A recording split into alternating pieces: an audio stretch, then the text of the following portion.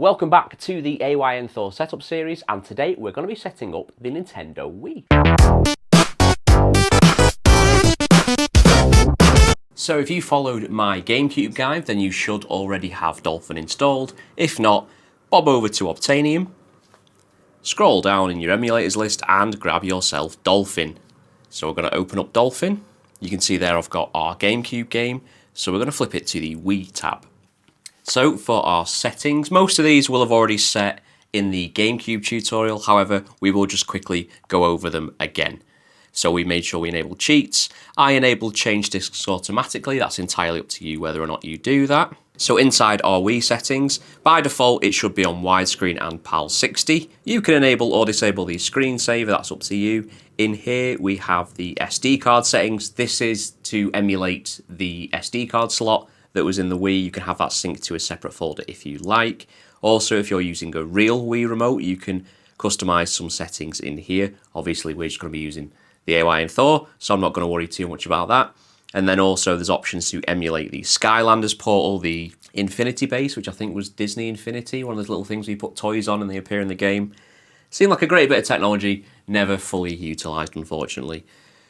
So we're not going to set the actual controls in here, that's going to come in a separate menu. For retro achievements, I've already logged in because I covered this last time. You can log in here. For graphic settings, last time we made sure that the video backend was Vulkan.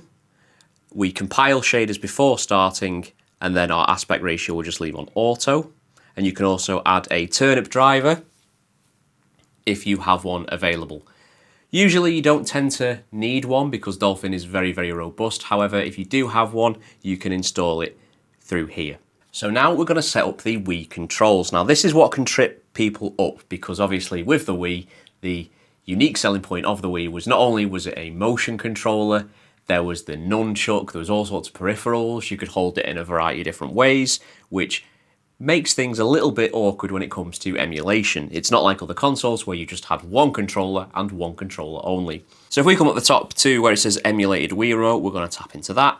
If you're using a real Wii remote, you can tick that option there. I'm not going to for this video.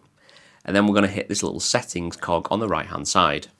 So we're going to scroll down, and for our buttons, we're just going to do A for A, B for B, 1 X and 2 Y. And then our minus will be our select button and our plus will be our start.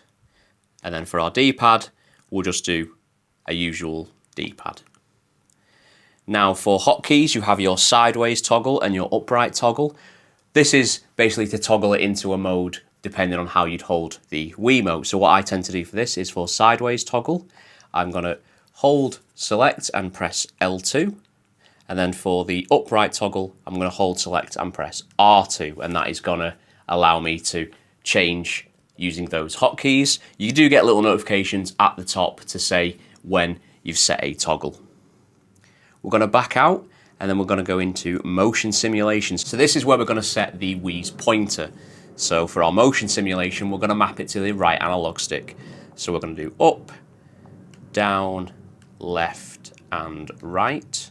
For recentering, I like to set it as just a R3 or your right click, and then make sure that you enable relative input. So what relative input is if you use the right analog stick, it'll move the cursor around. If this is disabled, anytime you let go, it will snap back to the center, and it's very, very annoying. And for our X, Y, and Z shake, this is to simulate shaking the Wiimote. So I'm just going to use R2 for this.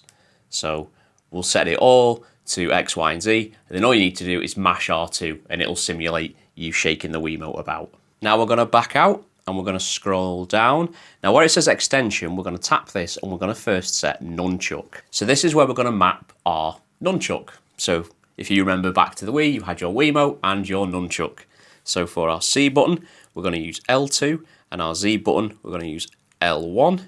For the stick, we'll use our left analog stick.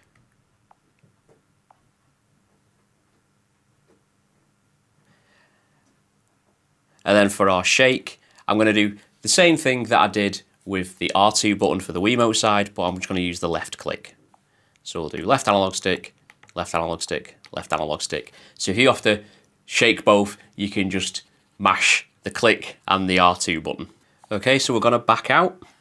Now, whilst we're here, we're going to change our extension to Classic. So this is where we're going to enable a Classic controller, which was a better controller for the Wii, in my opinion.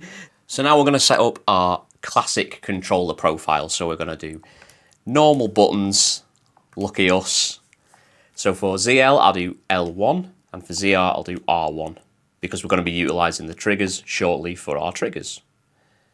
Left stick, we'll do left stick, obviously. And then the same for right stick. And then our triggers. So similar to the Gamecube, we're going to map both the L and R and the L analog to our L2 and R2 buttons, respectively. Do our D-pad.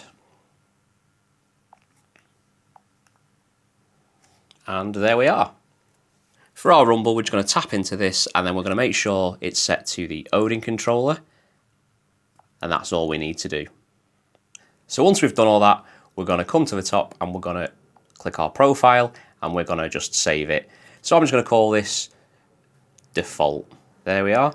So you can customize and make as many profiles as you like, but this seems to do the job for a good amount of things. So we'll back out. So now we're going to add a game. So I've got a game already.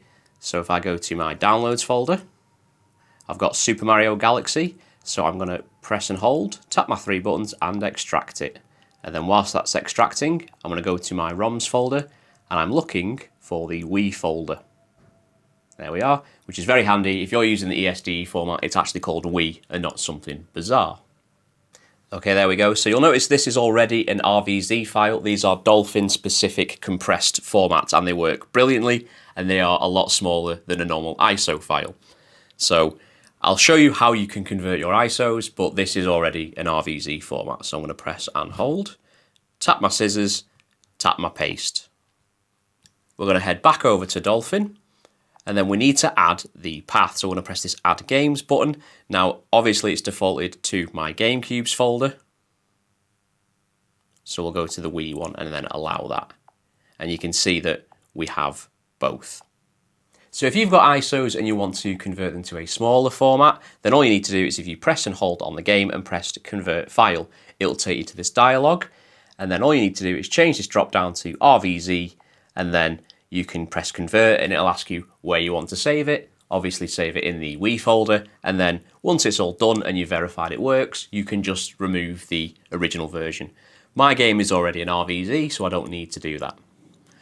So what we can do is we can edit our per game settings. If we go to edit game settings, we can actually go to our Wii input. We can go to our settings cog, we can get that profile and we can just set it as the default for this game. So this will come in very handy depending on what game you're playing. So now we've done that, we're going to boot the game. So when we boot in, if you've not yet set up the Gamecube side, you'll notice that you probably have a on-screen overlay. So to disable that, you just press your back button and then you'll have this overlay controls, and then all you need to do is where it's a toggle controls, you can just toggle them. So there they are there. It'll probably look something like this, but we can just toggle them off. There we go. Okay, so it's asking me to connect a nunchuck. Obviously I'd set up the classic controller after I'd set up the nunchuck. So to change it over, I'm just going to press my back button. I'm going to go to settings, Wii input. I'm going to press my little settings cog here. I'm going to come down and then I'm just going to flip over the extension from classic to nunchuck.